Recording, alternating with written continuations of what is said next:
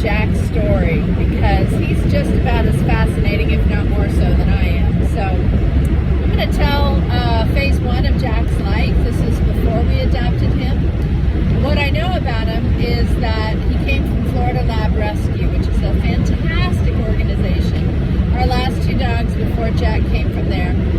And they told me that he was shot with a buckshot in the backside of his leg and left, tied up at the Tallahassee airport, maybe a private airport, in the freezing cold, December or January. He's about 6 months old, so he would have been born in the summer.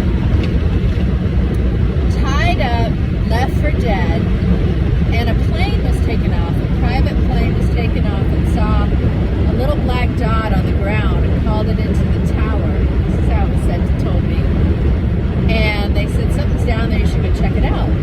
But when they found him, the blood from his leg had frozen him to the ground. And they had to cut the muscle on his back left hind quarter in order to get him out off of the ground.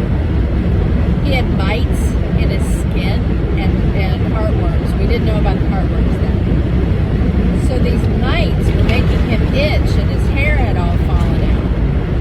It's just like something out of that commercial about the dogs.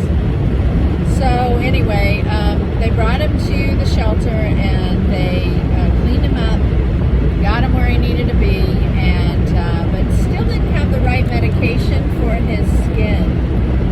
Somehow he made his way over to St. Petersburg with a Florida Lab Rescue caregiver.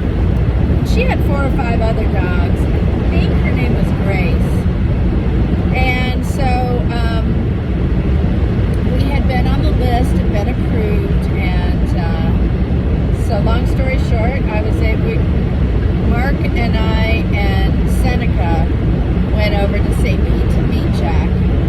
And he was beautiful. He was exceptional. You could tell he was exceptional from the beginning. And that's what the lady kept saying, that he was exceptional. Her name is Ginger. That's what it was, because I know I love that name. So we met him and fell in love. Seneca fell in love with him. We had this awkward moment because she had said that she had to approve the person. So we just, kept visiting and visiting and visiting. And finally, I think Mark said something like, can we take him? And she said, yes, of course. So when he came home, we took him to the vet and had him heartworm checked. And they still didn't see the heartworms then.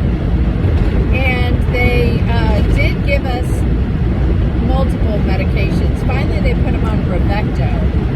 And Brevecto healed his skin. Seneca was starting to get these mites.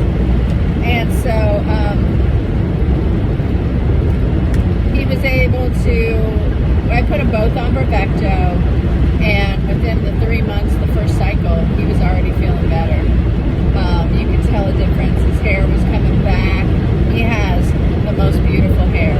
Thick, long, soft, so pretty. Yes, he sheds, but not nearly as much as Seneca and Daisy did. So that was cool. And so Seneca helped raise him. Daisy had passed away in January, so this was probably February, March. This was probably March when we got him. I don't know what year. Natalie was away at college, so maybe 2018. But when she got home, Jack became her animal, clearly, from day one. And so she started taking care of him, even though she was away at college. She was responsible for him. And we found out he had heartworms, so that must have been the next year. We found out he had heartworms.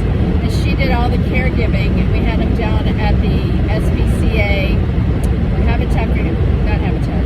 Anyway, really good clinic that's kind of supported by the county in downtown Tampa.